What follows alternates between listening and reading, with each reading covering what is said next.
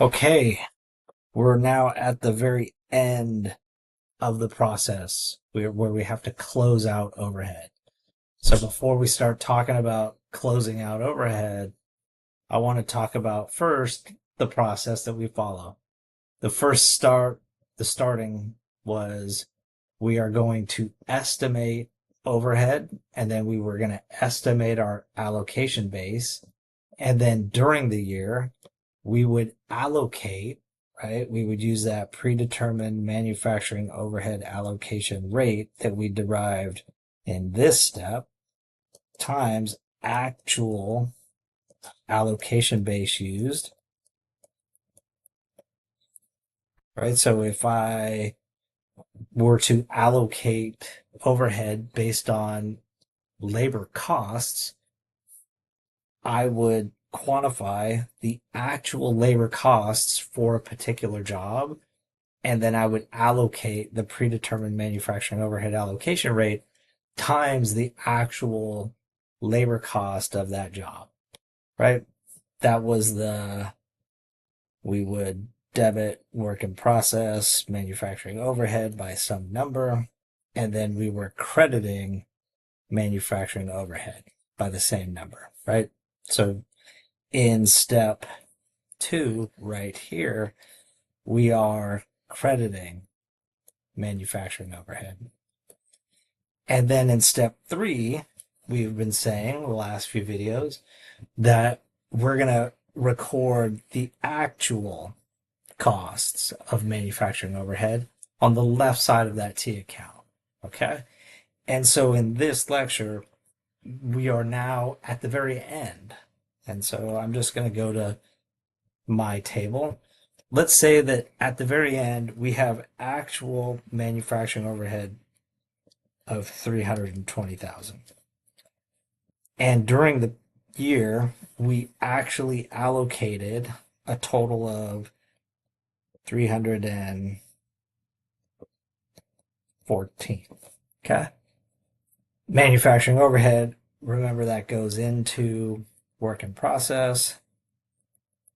Then the job is sent out to finished goods. And then when we make a sale, we recognize revenue and we recognize cost of goods sold. Okay.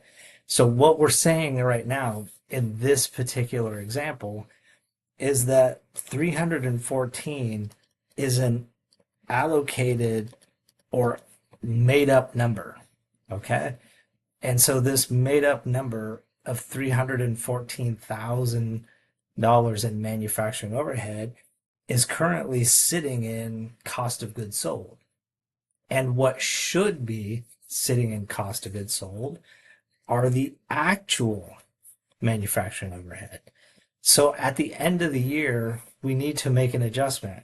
And in this particular example, we have under allocated, right? Because our actual overhead is 320. However, we've only allocated 314. So we have to allocate another 6,000. And the journal entry, or the way that we allocate or correct for this under allocation, would be, let's just go straight to cost of goods sold, 6,000. And then if I credit manufacturing overhead by 6,000, then that would effectively close out manufacturing overhead. If I have 320,000 debits, 320,000 credits, we would close out manufacturing overhead, and then we would correct cost of goods sold to reflect the actual cost of goods sold. I can do an over allocation example, right? It could be the case that I have manufacturing overhead and then all of my actual manufacturing overhead during the period. I'm keeping track of all of those actual costs. I could have 400,000.